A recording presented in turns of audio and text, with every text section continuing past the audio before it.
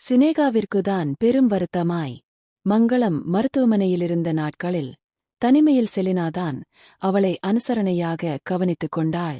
பிறகு அடுத்த விடுமுறைக்கு வருவதாக கூறி அவள் கண்ணீருடன் விடைபெற்றபோது அவள் பிரிவு ஒரு தோழியை இழந்த உணர்வை சபர்மதியிடம் வரவழைத்தது.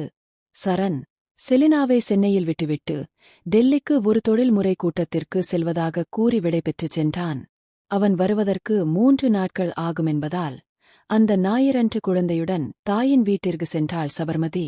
இப்போது மங்களம் தன் வேலைகளைத் தானே பார்த்துக் கொள்கின்ற அளவு தேறியிருந்தார். சமையல்கார பெண் சமைத்துக் கொண்டிருக்க மகளை தனியே அழைத்தவர். சபர்மதி, நான் சொல்றேன்னு தப்பா நினைக்காதே.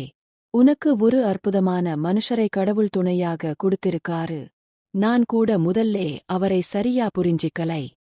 அவர் உன்னை பிரிஞ்சதையே எடுத்துக்க அந்த நேரத்துல அவர் நிலையில யார் இருந்தாலும் அந்த முடிவுதான் எடுத்திருப்பாங்க. மனுஷ குணம் அப்படி. தப்புதான். அதை நான் இல்லேங்கலை. ஆனா இப்ப உண்மை தெரிஞ்சவுடனே உன்னை பூவாக தாங்கறாரு, குழந்தையை அப்படி பாத்துக்கறாரு. உங்கப்பாவோட எதிர்காலத்தை நினைச்சி அவருக்கு ஒரு வேலை போட்டுக் கொடுத்து எனக்கு ஒரு மகன் மாதிரி என்னை கவனிச்சி இப்படி பார்த்து செய்யற ஒருத்தரை மன்னிச்சுடுடா. எனக்கென்னவோ நீ பிடிவாதமா இருக்கறது சரின்னு படலை என்று மூச்சு வாங்க நிறுத்தினார். சரிம்மா, எனக்கும் புரியுது. ஆனா பழசை மறக்கவே முடியலை. நீங்க இதை எல்லாம் நினைச்சு கவலைப்படாம ரெஸ்ட் எடுங்க என்று கூறிவிட்டு வெளியில் வந்தாள். மனம் முழுவதும் கேள்விகள் தேனீக்களாய் சூழ்ந்தன. இத்தனை நாட்கள் அவன் மேல்தான் பூசியிருந்த போலியான வெறுப்பு வர்ணம் உதிர்ந்து சிதறி நெஞ்சம் அவனுக்காக உருகித் தவிப்பதை வெட்கத்துடன் உணர்ந்தாள் சபர்மதி. சரணுக்கு பிடித்த இளம்பச்சை நிறத்தில் புடவையணிந்து அவனுக்காக காத்திருந்த போது ஒவ்வொரு மணித்துளியும் நீண்ட பொழுதுகளாய் தவிப்புகளோடு தனிமை மட்டும் அவளுக்கு துணையிருக்க அவன் நீங்கிச் சென்றவுடனே தன்னுடைய உலகம் இருட்டாகி போனதை இன்று உணர்ந்தாள் சபர்மதி. சிறு தூறலாய் அவன் பார்வைகள், பேச்சுகள் அவள் மனதில் பதிய ஆரம்பித்தன. 2 நாட்களுக்கு பிறகு அழைப்பு மணி ஒலிக்க ஆவலுடன் ஓடிச் சென்று கதவை திறந்தபோது அங்கு பிரகாஷ் நின்றிருந்தான். என்ன விஷயம்? ஏமாற்ற பார்வையுடன் அவள் கேட்க, இந்த ஒரு பைலில் நீங்க கையெழுத்து போடணும். அர்ஜெனட். அதான் வந்தேன் என்றவனை உள்ளே அழைத்து ஹாலில் அமர வைத்துவிட்டு திரும்பி உள்ளே சென்று பேனாவை எடுத்தபோது அவன் குரல் வெகு அருகில் கேட்டது. அதோட என் லைப்லே உன் குறுக்கீட்டை பத்தியும் கொஞ்சம் பேசணும். வக்ரமான குரலில் பேசியவனை கோபத்துடன் நோக்கியவள். வெளியே போ. முதல்லே என் அனுமதியில்லாமல் என் அறைக்கு வந்ததே தப்பு. அதோட மரியாதை இல்லாம என்னை வா பொண்ணு பேசறியா? அழுத்தமான குரலில் கூறிவிட்டு வெளிப்புறம் கைகாட்டினாள். நான் போக மாட்டேன். எனக்கு ஒரு முடிவு தெரிஞ்சாகணும். செலினாவை ஏன் என்கிட்டே இருந்து பிரிச்சே? அதுக்கான பலனை நீ அனுபவிச்சுதான் ஆகணும் என்றபடி முன்னால் வந்தான் அவன். நானே உன்னை வார்ன் பண்ணணும்னு இருந்தேன். அவ சின்ன பொண்ணு. உன் ரொமான்ஸை எல்லாம் வேற எங்கேயாவது வச்சிக்க கடுமையான குரலில் அறிவுரை கூறினாள். ஏன்? உன் புருஷன் மட்டும்தான் அவகிட்ட ரொமான்ஸ் பண்ணணுமா? அதுக்கு நீயும் உடந்தையா? அதான் அவரு இப்ப பார்த்தாலும் சென்னைக்கு போயிடறாரு. குச்சையாகக் கூறினான். மனதில் வீசிய சூறை காற்று பெரும் கோபமாய் சுழன்றடிக்க, யாரை பத்தி யார்கிட்ட பேசுறோம்னு தெரிஞ்சுதான் பேசறியா? அவர் எப்படிப்பட்டவர்னு தெரியுமா உனக்கு? உன்னை மாதிரியே எல்லாரையும் நினைக்காதே. அவர் கால் தூசிக்கு கூட நீ சமமாக மாட்டே. முதல்லே வெளியில போ. அடிக்குரலில் சீறினாள். என்னடி? புருஷன் கூட ஒத்துமையா வாழாதப்பவே இவ்வளவு வக்காலத்து வாங்கரே. கட்டின புருஷனாச்சே. அதான் விட்டுக் கொடுக்க முடியலை போலிருக்கு என்று கூறியபடி அருகில் வந்து அவளுடைய கையை அவன் பிடிக்க, அவள் விடுவிக்க போராடிய போதுதான் அவன் நன்றாக குடித்திருப்பது தெரிந்தது. ஏய் என்ற இடிபோன்ற குரலும் அதைத் தொடர்ந்து மின்னலாய் உள்ளே வந்த சரணின் வருகையும் அவளை திடுக்கிட்டு திரும்பச் செய்ய அவனைக் கண்டதும் சர்வாங்கமும் ஓடுங்கி நின்றுவிட்ட பிரகாஷ் உடனே பேச்சை மாற்றினான். மேடம்தான் என்னை தனியா சந்திக்க வரச் சொன்னாங்க, அதான் சார் வந்தேன்.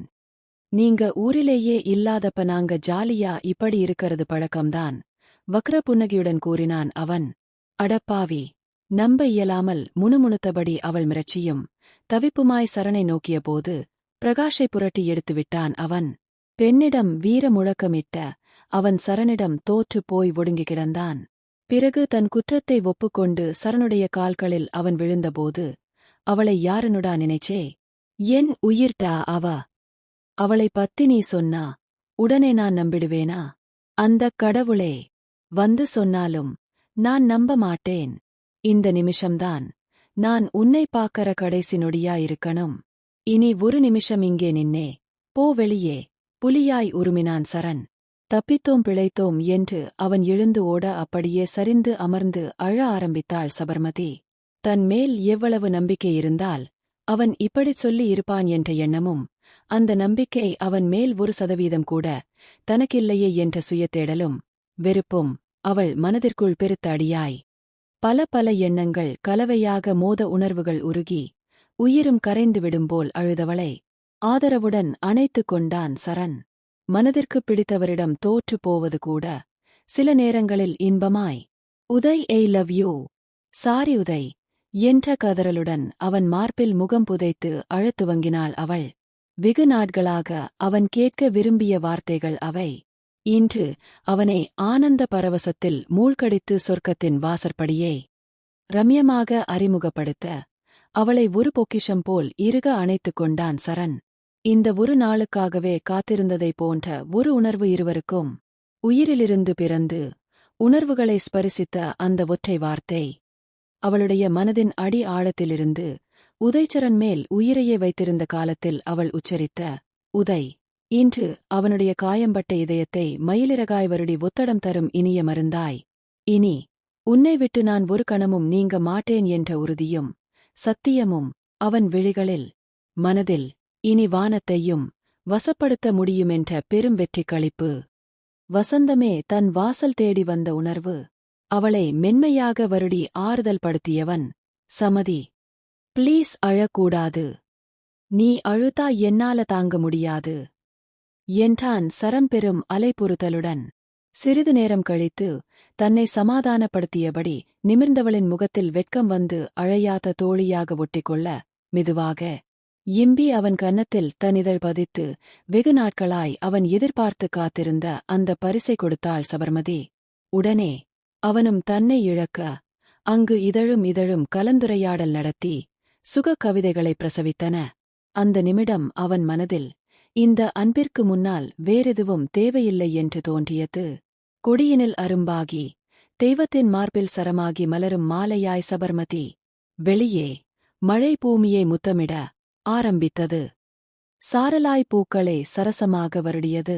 சரியாக ஒரு வருடத்திற்குப் பிறகு அந்த மருத்துவமனையின் வெராண்டாவில் கவலை ரேகையுடன் அருணாசலமும் மங்களமும் நின்றிருக்க முகத்தில் தவிப்பை சுமந்தபடி உதய் சரண் காத்திருந்தான். சினேகாவின் கைப்பிடித்தபடி செலினா நிற்க புதிதாக திருமணம் முடித்த தம்பதிகளாய் கவிதாவும் மூர்த்தியும் அங்கு பதட்டத்துடன் அமர்ந்திருந்தனர். வெகுநேர காத்திருப்பிற்குப் பிறகு சீருடை அணிந்த நர்ஸ் ஒருத்தி வெளியில் வந்து, கங்கிராச்சுலேஷன்ஸ், உங்களுக்கு ஆண் குழந்தை பிறந்திருக்கு. சுகப்பிரசவம்தான். இன்னும் அரை மணி நேரம் கழிச்சு 2 பேரையும் பார்க்கலாம். இனிமையான குரலில் கூறிவிட்டுச் சென்றாள். சரணின் மனதிற்குள் வானவில்லை தூளியாக்கி அதில் தலை சாய்த்தது போல் ஒரு உணர்வு. சுகமாய் கண்களை மூடி கனவுகளை வரிசைப்படுத்த அந்த பட்டியல் முழுவதும் அவளின் முகவரி மட்டுமே. யாரோ தன் கையை பிடித்து குலுக்குவதையும் வாழ்த்துச் சொல்வதையும் உணர்ந்து அவன் விழித்தபோது எதிரில் அருணாசலம் முகம் நிறைந்த புன்னகையுடன் நின்றிருந்தார்.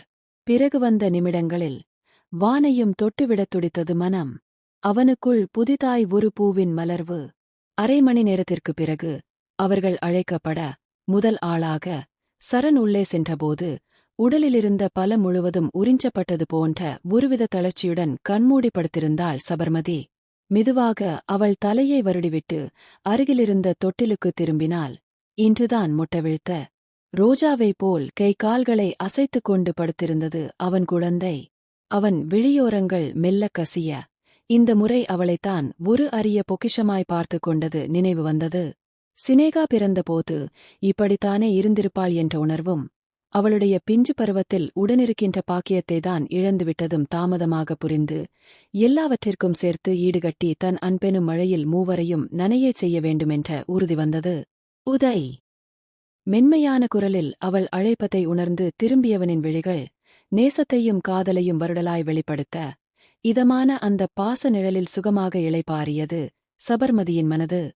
என்னடா ரொம்ப வலிச்சுதா? அவன் கேள்வி சில்லென்று ஒருவித குளுமையை மனதில் படரச் செய்துவிட, வலிக்கிறப்போ உங்களை நினைச்சுக்கிட்டேன், வலி போயிடுச்சி மிருதுவாக கூறினாள் சமதி. பூச்சாண்டி வருதுன்னு சொன்னா குழந்தைங்க பயப்படுமே, அது மாதிரியா? குறும்புடன் கேட்டுவிட்டு கண் சிமிட்டிச் சிரித்தவன் அவளுடைய கையை ஆதரவாக பிடித்துக் கொண்டான். உதய் என்று ஒரு வார்த்தை நீ கூறினால் என் காயங்கள் மறைந்துவிடும், என் வலிகள் விலகி ஓடிவிடும் என்றுதான் தவித்திருந்த நாட்கள் இன்று மறவாமல் கண்முன் வந்தன.